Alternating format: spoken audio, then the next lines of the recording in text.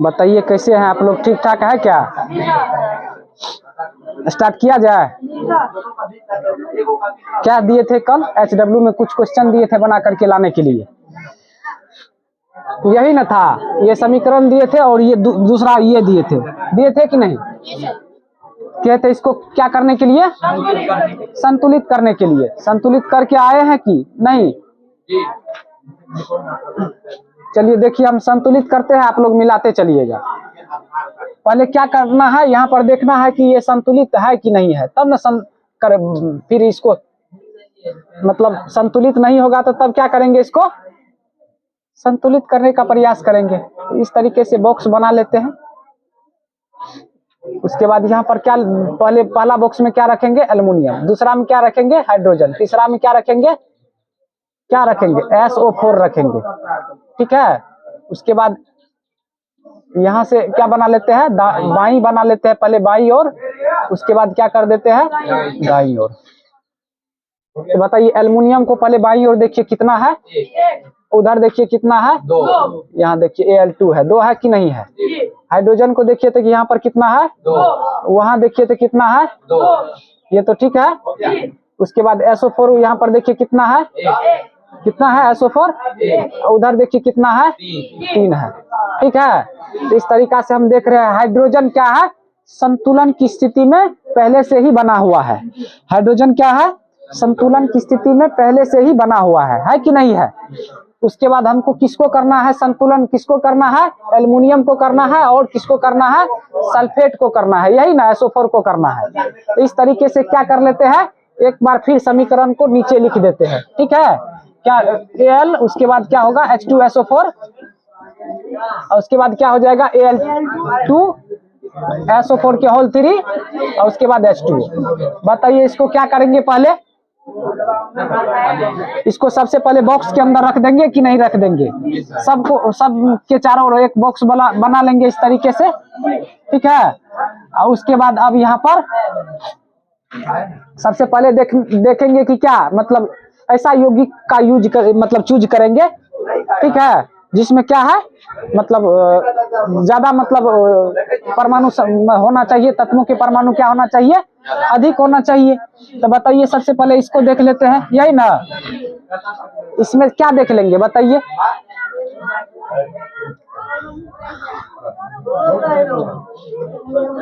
बताइए क्या किया जाए, आप ही लोग बताइए पहले। H2SO4 को क्या करेंगे बताइए? H2SO4 को 3 से गुना करेंगे तो क्या हो जाएगा? सल्फेट को पहले ध्यान से देखिए, SO4 को, SO4 यहाँ पर कितना है ना? SO4 कितना है? इधर देखिए SO4 एक ठो है ना, ये नहीं देख लीजिएगा कि ये तो SO4 यहाँ पर 4 ठो है। सल्फेट का यही फॉर्मूला होता है SO4। ठीक है। उसके बाद यहाँ पर देखिए SO4, ये क्या इसका होल 3 है कि नहीं है? तो यहाँ पर इसको भी क्या करना है, SO4 को मतलब होल 3 मतलब 3 करना है, 3 अणु इसको इसका 3 अणु बनाना है कि नहीं बनाना है? तो अब देखिए ध्यान से, इसके अंदर हम कुछ नहीं कर सकते हैं, इसके अंदर हम क्या कर सकते हैं, इसीलिए तो हम बॉक्स का प्रयोग किए हैं कि नहीं किए हैं? तो यहाँ पर देखिए SO4 जो है, यहाँ पर इसको क्या करेंगे, इसके 3 अणु बनाएंगे। तो यहाँ पर क्या करेंगे, 3 लिख दिए है कि नहीं लिख दिए है? अब देखिए ये क्या हो जाएगा, SO4 कितना आ गया, 3 आ गया ना। यहाँ पर भी देखिए SO4 कितना है, कहने का मतलब SO4 क्या हो गया, SO4 संतुलित हो गया। अब देखिए इसको संतुलित करने के क्रम में, इसको संतुलित करने के क्रम में कहीं दूसरा जो है वो असंतुलित तो नहीं हो गया है। ठीक है। तो यहाँ पर देखिए क्या है, यहाँ पर हाइड्रोजन को देखिए, हाइड्रोजन तो पहले संतुलित ही था कि नहीं था? अब की बार देखते हैं ये संतुलित है कि मतलब नहीं है। हो सकता है ये परिवर्तित हो गया होगा ना, इसके परमाणु में क्या हो गया होगा, चेंज आ गया होगा। अब देखिए यहाँ पर कितना है हाइड्रोजन के, यहाँ पर 3 दूना 6 हो गया कि नहीं हो गया? इधर देखिए हाइड्रोजन कितना है, हाइड्रोजन के 2 ये है ना, 2 ये परमाणु है। इसको क्या करना है, इसके लिए तो आसान है, क्या कर देते हैं यहाँ पर, इस प्रकार से हमारा क्या हो गया है, हाइड्रोजन और SO4 क्या हो गया है, संतुलित हो गया है कि नहीं। अब किसको मतलब देखना है, अब एल्युमिनियम को ध्यान से देखिए, क्या है यहाँ पर एल्युमिनियम है ना, इधर देखिए एल्युमिनियम कितना है, एल्युमिनियम के 2 परमाणु है, इधर देखिए एल्युमिनियम के कितना है, एक है ना। इस तरीके से यहाँ पर अब 2 बना दीजिए इसको। अब चेक कर लेना है संतुलित मतलब हो गया है कि नहीं हो गया है। चेक करने के लिए फिर दोबारा से इस तरीका से बॉक्स बना दीजिए और उसके बाद इस तरीके से फिर इसमें क्या रख देना है, एल्युमिनियम को, हाइड्रोजन को, उसके बाद SO4 को रख देना है और उसके बाद यहाँ पर लिख देना है ये है बाई ओर और ये क्या है, दाई ओर। उसके बाद देखिए एल्युमिनियम इधर चेक कर लीजिए कितना है, 2 परमाणु, इधर चेक कर लीजिए, इधर भी 2 हो जाएगा। हाइड्रोजन को देखिए 3 दूना, उधर भी देखिए कितना 3 दूना 6। यहाँ पर सल्फेट को देखिए यहाँ पर कितना है, 3 है ना, यहाँ पर की भी कितना है। इस तरीके से क्या हो गया, देखिए कितना आसान है कि नहीं है। अनुमान लगाना पड़ेगा, इसका कोई क्या है नियम नहीं है, कल हम बता दिए, इसका अनुमान आपको स्वयं से लगाना पड़ेगा। समझ में आया, इसका अनुमान क्या करना पड़ेगा, आपको स्वयं लगाना पड़ेगा। बहुत मतलब भारी चीज है क्या ये, कितना आसान है। उसके बाद अब देखिए दूसरा नंबर में यहाँ पर इसका भी पहले क्या करेंगे, एक बॉक्स बना लेते हैं, उसमें पहले देख लेते हैं कि कौन कौन चीज मतलब संतुलन में है, कौन कौन क्या है और संतुलन में है। तो सबसे पहले क्या कर लेंगे, यहाँ पर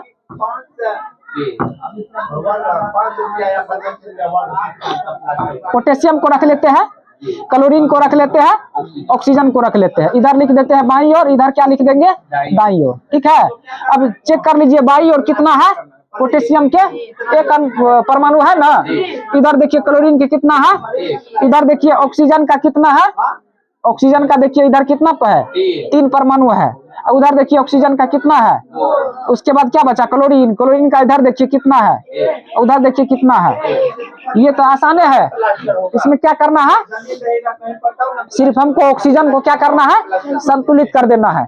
तो आप लोग किए होंगे, किए हैं कि नहीं किए हैं, तो क्या करें, इसको बना दे कि बन जाएगा कि ना, आप बताइएगा, हम इसको बनाने का क्या करेंगे, प्रयास करेंगे। तो सबसे पहले हमको किसको देखना है, सबसे पहले हमको इसी को देख लेना है इसमें।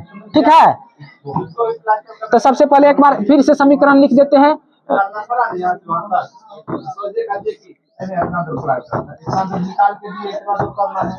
सबको क्या करते हैं, बॉक्स में डाल देते हैं, यही ना। इस तरीके से बॉक्स बना करके उसके अंदर इसको डाल दीजिए, डाल दिए हैं। इधर पहले इधर से आप चेक कर लेते हैं, क्योंकि इधर देख रहे हैं ज्यादा क्या है, इस यौगिक में देख रहे हैं ज्यादा परमाणु है कि नहीं है। तो सबसे पहले हम यहाँ पर क्या देख लेंगे, आप ये बताइए। ऑक्सीजन को ना देखना है, क्योंकि ये सब तो अभी क्या है, संतुलित है कि नहीं है। ऑक्सीजन को देखिए इधर कितना है, ऑक्सीजन के 3 परमाणु है, ऑक्सीजन के उधर कितना है, 2 परमाणु है। इसके अंदर में तो आप कुछ नहीं कर सकते हैं, कर सकते हैं। तो इसके लिए आप क्या कीजिएगा, आप ही बोलिए, आप तो करके आए हैं। उधर क्या है, उधर कम है, इधर क्या है, तो क्या करेंगे, यहाँ पर क्या करेंगे, 2 रख देंगे। आप कहिएगा यहाँ पर काहे 2 रख दिए, ऐसा तो नहीं है, इसको हम इसके अंदर में 3 कर दे, इसके अंदर में तो आप छेड़छाड़ नहीं कर सकते हैं। तो यहाँ पर देखिए बढ़ ही गया, ऑक्सीजन देखिए कितना हो गया, 3 दूना, उधर भी कर दीजिए 6, इसलिए क्या करना पड़ेगा, 3 से गुना कर दीजिए। देखिए ऑक्सीजन क्या हो गया, यहाँ पर 3 दूना, यहाँ पर देखिए क्या हो गया, ऑक्सीजन तो संतुलित हो गया। अब इसको संतुलित करने के चक्कर में कहीं दूसरा असंतुलित तो नहीं हो गया है, इसको भी चेक कर लेते हैं। तो उसको चेक कीजिए, तो बताइए यहाँ पर क्या कितना हो गया। इसको देखिए पोटेशियम को, पोटेशियम इधर क्या हो गया है, इधर भी क्या कर देते हैं, अंदर में आप नहीं लिख सकते हैं कुछ, ऐसे भी नहीं लिख सकते हैं K2, इस तरीके से लिखिएगा तो फिर बॉक्स के अंदर छेड़छाड़ हो जाएगा। हमको बॉक्स के अंदर कुछ नहीं करना है, क्या करना है, इधर से 2 दे दिए। अब देखिए यहाँ पर पोटेशियम भी क्या हो गया, संतुलित हो गया है। कहीं पोटेशियम को संतुलित करने के क्रम में फिर दूसरा तत्व असंतुलित तो नहीं हो गया है, उसको भी फिर चेक करना पड़ेगा, नहीं हुआ है। तो देखिए यहाँ पर इधर क्लोरीन को चेक कीजिए, क्लोरीन को देखिए कितना है, यहाँ पर क्लोरीन के 2 हो गया, यहाँ पर देखिए क्लोरीन का भी कितना हो गया, ये 2 जो दिए है ना, ये दोनों के लिए काम कर जाता है, इसके लिए भी इसके लिए भी। तो इस प्रकार क्या हो गया, हमारा संतुलित हो गया कि नहीं हो गया। तो इस प्रकार हमारा क्या हो गया, मतलब दोनों समीकरण क्या हो गया, संतुलित हो गया। यही तो हमको करना था। जिसका गलत हो गया है तो उसको ऐड कर लीजिए अपने कॉपी में। उसके बाद अगला हेडिंग दे करके लिखिए। कल कहां तक बता दिए थे? रासायनिक समीकरण से प्राप्त होने वाली सूचनाएं, यही बताए थे। आज उसके आगे लिखना है रासायनिक समीकरण से क्या लाभ होता है, उसके बारे में बताएंगे। लिखिए, ऊपर में हेडिंग दे करके लिखिए तो रासायनिक समीकरण के उपयोग से लाभ। ऊपर वाले मिटा देते हैं, मिटा दे क्या ऊपर में जो लिखे हैं?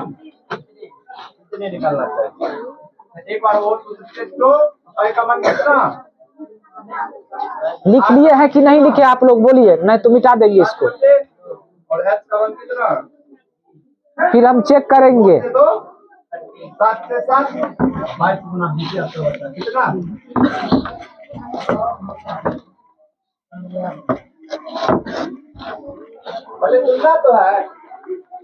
लिखिए, रासायनिक समीकरण के उपयोग से लाभ। पहले इसको प्लास्टर भी करेंगे ना, यानी कुआं को प्लास्टर कराने का खर्च, कुआं को प्लास्टर कराने का खर्च होगा। रासायनिक समीकरण के उपयोग से लाभ 1 नंबर दे करके नीचे से लिखिए तो 15 रुपया प्रति वर्ग मीटर है, 15 रुपया देंगे तो कितने हो जाएगा? 700। किसी भी रासायनिक अभिक्रिया का जल्दी जल्दी से लिखते जाइए। किसी भी रासायनिक अभिक्रिया का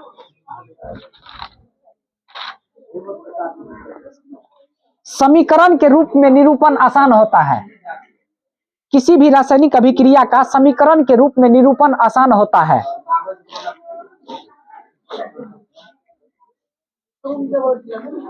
इससे समय की बचत होती है। इससे क्या होती है? समय की बचत होती है। किसी भी रासायनिक अभिक्रिया का समीकरण के रूप में निरूपण आसान होता है, इससे समय की बचत होती है।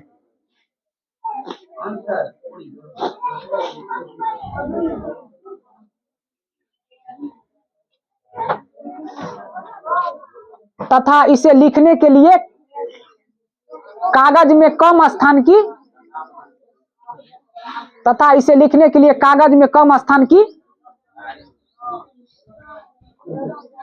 जरूरत होती है।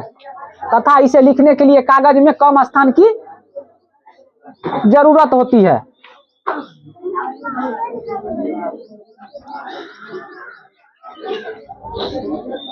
तथा इसे लिखने के लिए कागज में कम स्थान की जरूरत होती है।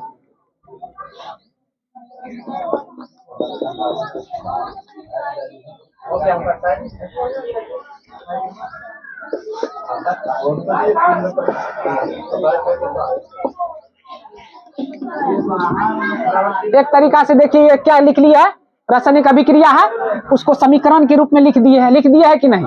आप ही बताइए। जब इसको भाषा के तरीका से लिखेंगे तब ज्यादा जगह भी ज्यादा लगेगा, समय के भी क्या होगा, समय का क्या हो जाएगा, बचत होगा। लेकिन देखिए कितना शॉर्टकट में लिखा गया। कैल्शियम कार्बोनेट को क्या किया, जब गर्म किए तो किसका निर्माण हो गया, कैल्शियम ऑक्साइड और कार्बन डाइऑक्साइड। कितना शॉर्टकट में लिखा गया। लेकिन इसको भाषा के तरीका से लिखते तो क्या होता, समय का भी ज्यादा मतलब उपयोग, मतलब क्या समय का क्या होता, ज्यादा खर्च समय होता। और उसके बाद और क्या होता, मतलब लिखने में ये कागज में ज्यादा स्थान भी लेता ना। तो इसीलिए समीकरण के इसमें कुछ भारी बात तो नहीं है क्या? अगला नंबर दे करके लिखिए। रासायनिक समीकरण की सहायता से प्रतिफल की एक निश्चित रासायनिक समीकरण की सहायता से प्रतिफल की एक निश्चित रासायनिक समीकरण की सहायता से प्रतिफल की एक निश्चित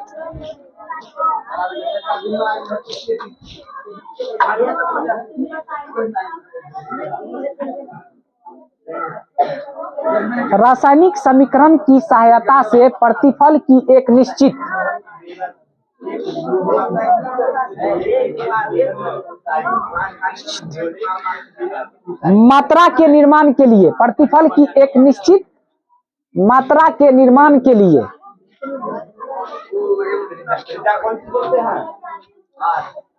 फिर से सुनिए, रासायनिक समीकरण की सहायता से प्रतिफल की एक निश्चित मात्रा के निर्माण के लिए आवश्यक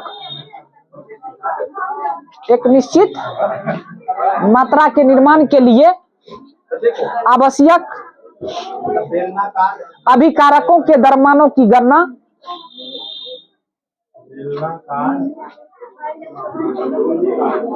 कहां तक लिखे?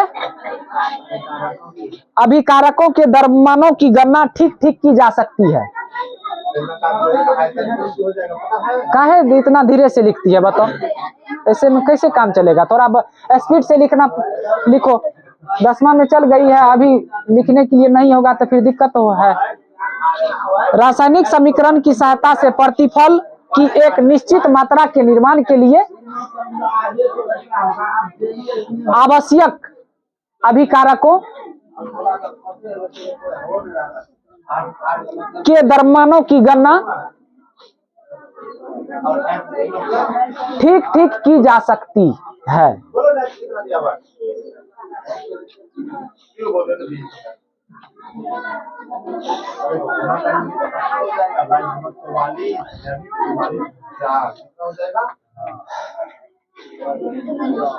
अगला नंबर दे करके लिखिए तो, संपूर्ण विश्व में एक ही प्रकार के संपूर्ण विश्व में एक ही प्रकार के संपूर्ण विश्व में एक ही प्रकार के रासायनिक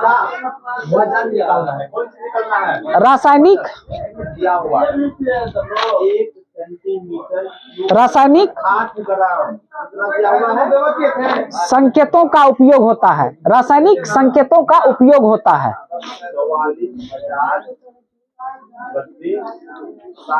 संपूर्ण विश्व में एक ही प्रकार के रासायनिक संकेतों का उपयोग होता है।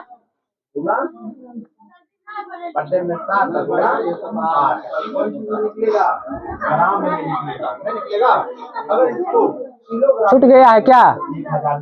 अतः वैज्ञानिकों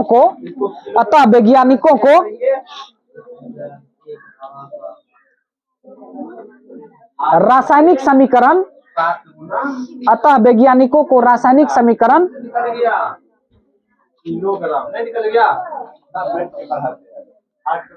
की जानकारी प्राप्त करने में, रासायनिक समीकरण की जानकारी प्राप्त करने में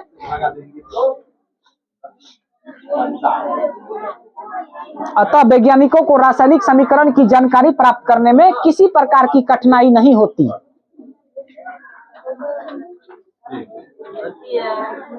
जानकारी प्राप्त करने में किसी प्रकार की कठिनाई नहीं होती है।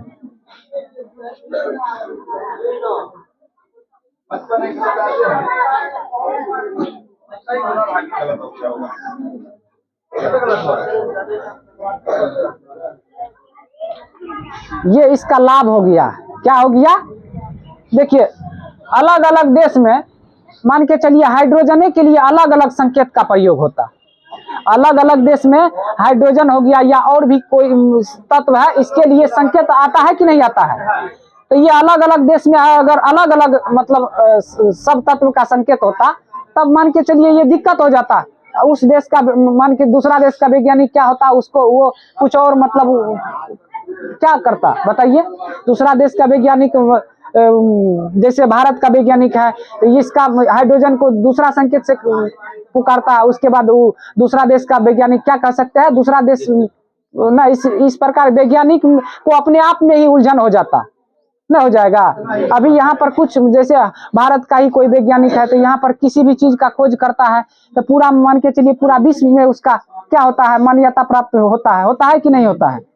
तो इसी प्रकार सब पूरे मतलब विश्व में क्या है, ये जो तत्व है इसके संकेत जो है, ये संकेत ये हर जगह इसका सामान्य है। ठीक है। अब अगला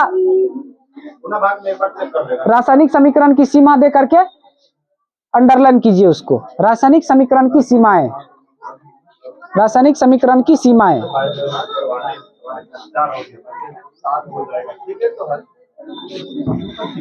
तो इस प्रकार आप देख लिए रासायनिक समीकरण से क्या समय का बचत होता है कि नहीं होता है? कॉपी पर जो लिखते हैं उसमें क्या स्थान की कम आवश्यकता होती है ना। अब पूरा विश्व में क्या है, ये जो संकेत है, संकेत एक ही प्रकार का उपयोग होता है ना। नहीं तो यहाँ पर क्या भारत में मान के चलिए हाइड्रोजन को H से निरूपित किया जाता है और दूसरा देश में वही हाइड्रोजन को C से निरूपित किया जाता, तो क्या हो जाता। अब वहां पर हाइड्रोजन को कार्बन, यहाँ पर हाइड्रोजन को हाइड्रोजन तक आता, वहां पर कार्बन। तो इस प्रकार वैज्ञानिक में उलझन हो जाता, अपने आप नहीं हो जाएगा, ऐसा नहीं है। लिखिए रासायनिक समीकरण की सीमाएं। रासायनिक समीकरण की सीमाएं। रासायनिक समीकरण की सीमाएं।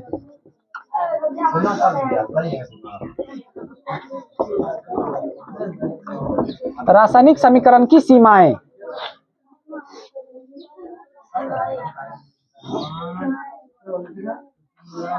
कोई प्रॉब्लम है क्या? रासायनिक समीकरण की सीमाएं लिखिए 1 नंबर में। रासायनिक समीकरण से अभिकारकों और प्रतिफलों की, रासायनिक समीकरण से अभिकारकों और प्रतिफलों की,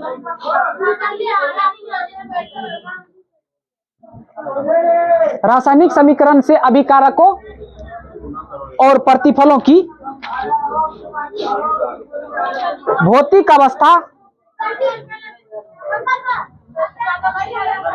रासायनिक समीकरण से अभिकारकों और प्रतिफलों की भौतिक अवस्था, भौतिक अवस्था में लिख लीजिएगा ठोस द्रव गैस कोष्ठ में। रासायनिक समीकरण से अभिकारकों और प्रतिफलों की भौतिक अवस्था कोष्ठ में ठोस द्रव गैस, कोष्ठ बंद कीजिए, की जानकारी नहीं हो पाती है, की जानकारी नहीं हो पाती है।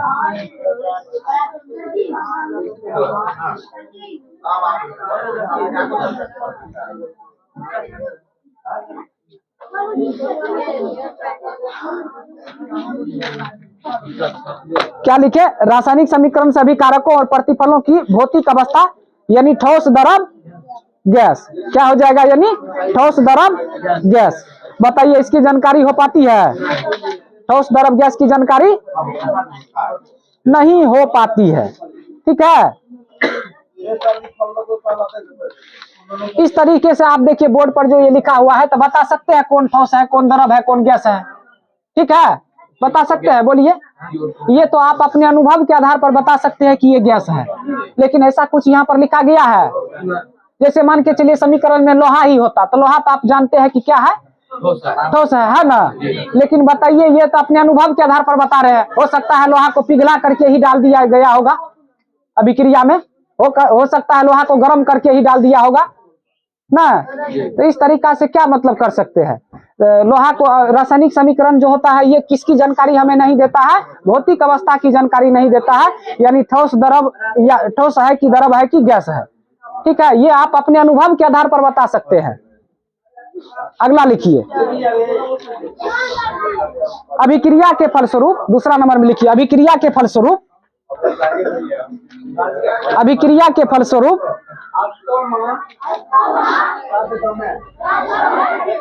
उत्सर्जित, अभिक्रिया के फलस्वरूप उत्सर्जित, अभिक्रिया के फलस्वरूप उत्सर्जित या अवशोषित, अभिक्रिया के फलस्वरूप उत्सर्जित या अवशोषित, उत्सर्जित या अवशोषित, उत्सर्जित या अवशोषित ऊष्मा, उत्सर्जित या अवशोषित ऊष्मा की जानकारी, उत्सर्जित या अवशोषित ऊष्मा की जानकारी नहीं हो पाती है।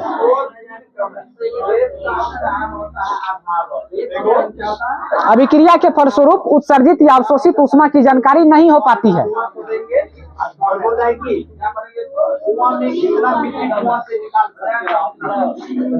जानकारी के बाद देखिए थोड़ा सा काट करके लिख दीजिएगा, अभिक्रिया के फलस्वरूप उत्सर्जित या अवशोषित ऊष्मा की जानकारी रासायनिक समीकरण से नहीं हो पाती है। उत्सर्जित या अवशोषित ऊष्मा की जानकारी रासायनिक समीकरण से नहीं हो पाती है।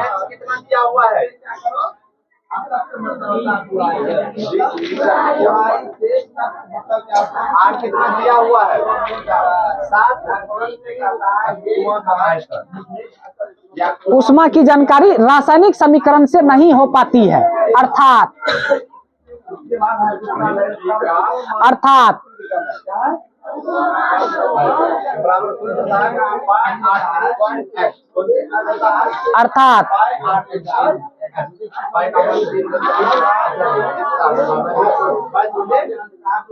अभिक्रिया ऊष्मा छेपी है या ऊष्मा शोषी। अर्थात अभिक्रिया ऊष्मा शोषी है या ऊष्मा छेपी। अर्थात अभिक्रिया ऊष्मा शोषी है या ऊष्मा छेपी। कितना दिया हुआ है इसकी जानकारी दिया हुआ है 7 मीटर। इसकी जानकारी 7/2 मीटर। रासायनिक समीकरण से नहीं हो पाती है। अर्थात अभिक्रिया ऊष्मा छेपी है या ऊष्मा शोषी, इसकी जानकारी रासायनिक समीकरण से नहीं हो पाती है। इसकी जानकारी रासायनिक समीकरण से नहीं हो पाती है। होगा ना।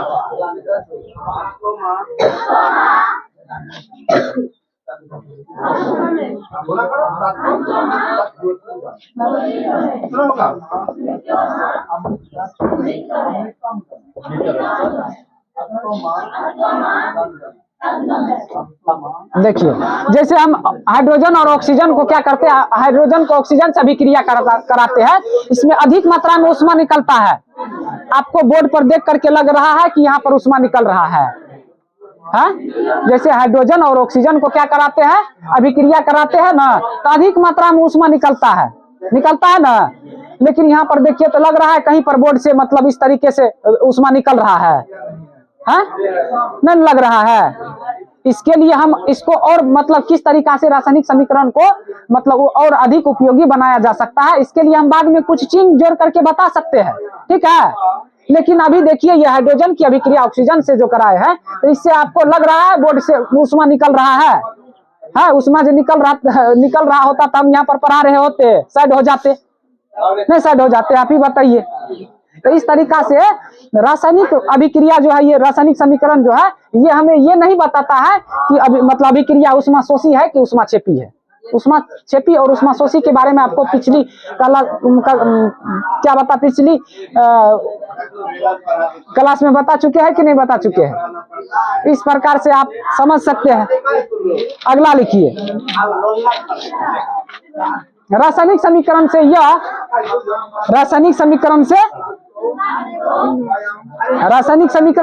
पता नहीं चलता है। रासायनिक समीकरण से यह पता नहीं चलता है। रासायनिक समीकरण से यह पता नहीं चलता है कि अभिक्रिया, रासायनिक समीकरण से यह पता नहीं चलता है कि अभिक्रिया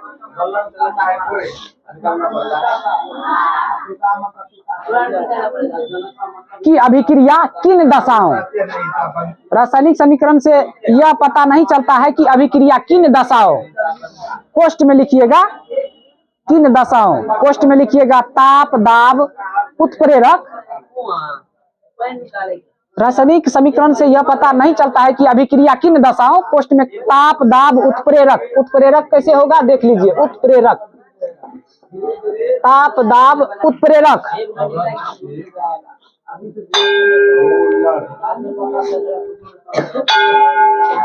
की उपस्थिति, उत्प्रेरक की उपस्थिति, कोष्ठ बंद कीजिए, में संभव है। उत्प्रेरक की उपस्थिति में संभव है। एक बार फिर से सुन लीजिए, रासायनिक समीकरण से यह पता नहीं चलता है कि अभिक्रिया किन दशाओं, कोष्ठ में क्या लिखिए, ताप, दाब, उत्प्रेरक की उपस्थिति। कोष्ठ बंद करके में संभव है। अब इसका मतलब आप समझे, ताप दाब उत्प्रेरक। देखिए अब जैसे ये समीकरण है तो इसमें क्या मतलब कितना मतलब ताप दिया गया है, कितना दाब दिया गया है, ये पता चलता है। बोर्ड पर देखिए ध्यान से, यहाँ पर ये पता चलता है कि कितना टेम्परेचर पर यह अभिक्रिया हुआ है, कितना प्रेशर पर यह अभिक्रिया हुआ है, पता चलता है। उत्प्रेरक क्या होता है? देखिए उत्प्रेरक रासायनिक अभिक्रिया में भाग नहीं लेता है। उत्प्रेरक देखिए ध्यान से सुनिए, उत्प्रेरक क्या होता है?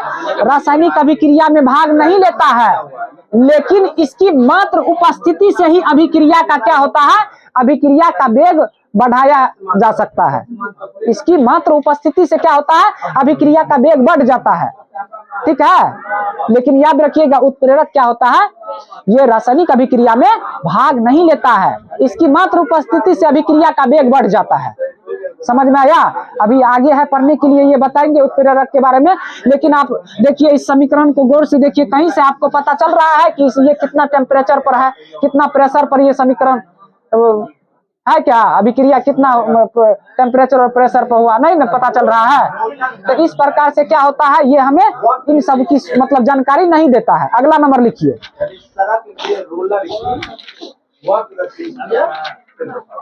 रासायनिक समीकरण अभिक्रिया के वेग के रासायनिक समीकरण अभिक्रिया के वेग के संदर्भ में, जल्दी से लिखिए। रासायनिक समीकरण अभिक्रिया के वेग के संदर्भ में कोई जानकारी नहीं देता है। रासायनिक समीकरण अभिक्रिया के वेग के संदर्भ में कोई जानकारी नहीं देता है। रासायनिक समीकरण अभिक्रिया के वेग के संदर्भ में कोई जानकारी नहीं देता है।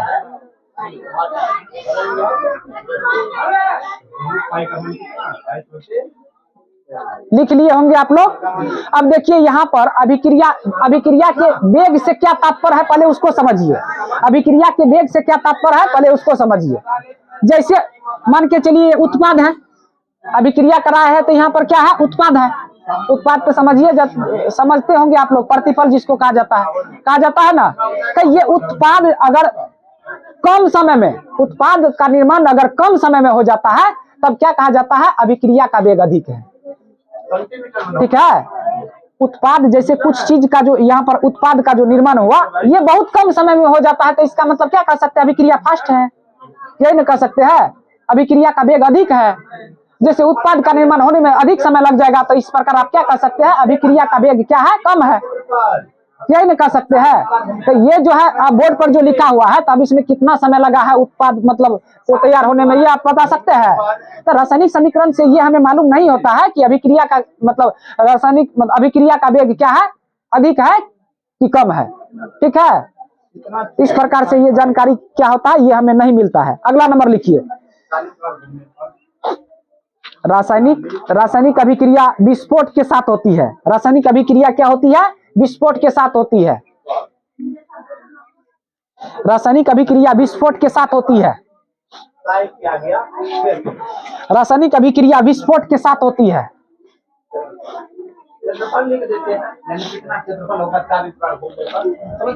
रासायनिक अभिक्रिया विस्फोट के साथ होती है।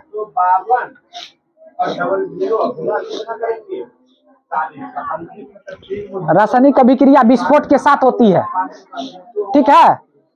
रासायनिक अभिक्रिया विस्फोट के साथ होती है, परंतु रासायनिक समीकरण में इस बात की कोई चर्चा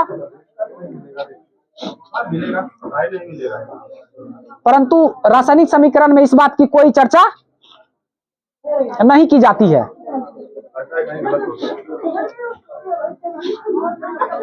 रासायनिक अभिक्रिया विस्फोट के साथ होती है।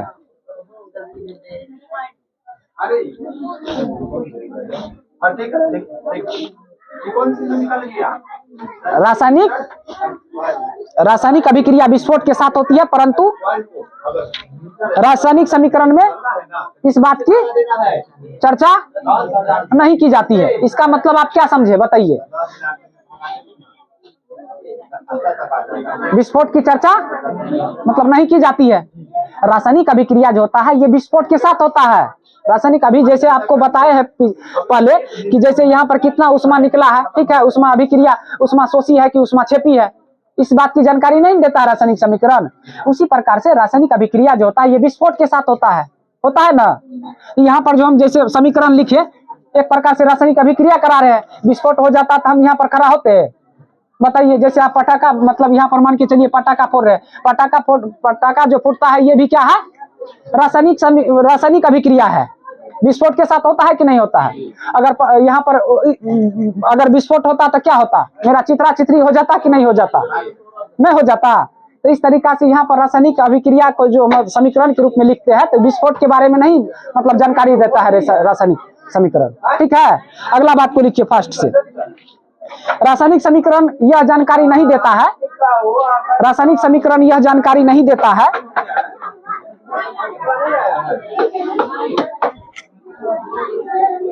रासायनिक समीकरण यह जानकारी नहीं देता है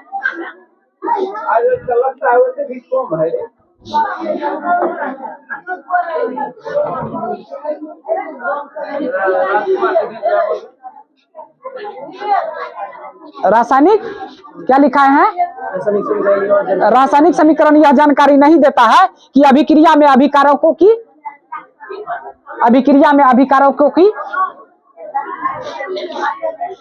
रासायनिक समीकरण यह जानकारी नहीं देता है कि अभिक्रिया में अभिकारकों की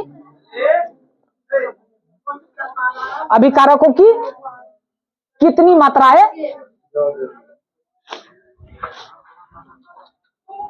अभिकारकों की कितनी मात्राएं खर्च हुई है, अभिकारकों की कितनी मात्राएं खर्च हुई है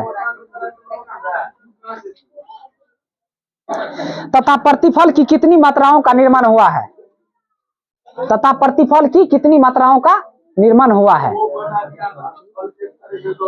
तथा प्रतिफल की कितनी मात्राओं का निर्माण हुआ है।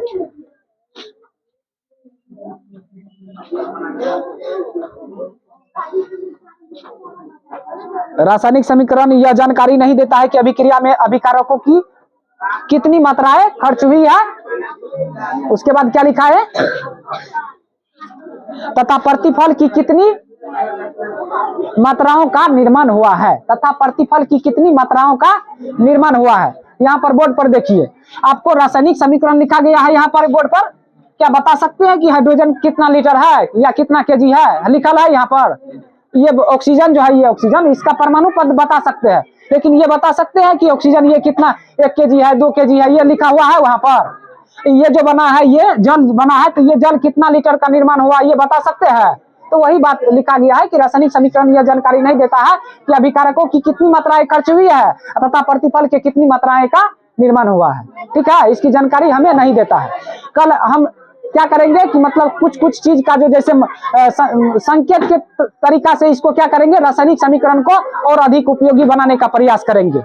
जो कुछ चीज का जानकारी नहीं देता है ना, तो मतलब उसका हम संकेत के तरह उसको क्या करेंगे, इसमें संकेत के तरह लिख करके इसको रासायनिक समीकरण को अधिक उपयोगी बनाने का प्रयास करेंगे, ठीक है। तो क्लास को यहीं पर क्या करते हैं, खत्म करते हैं।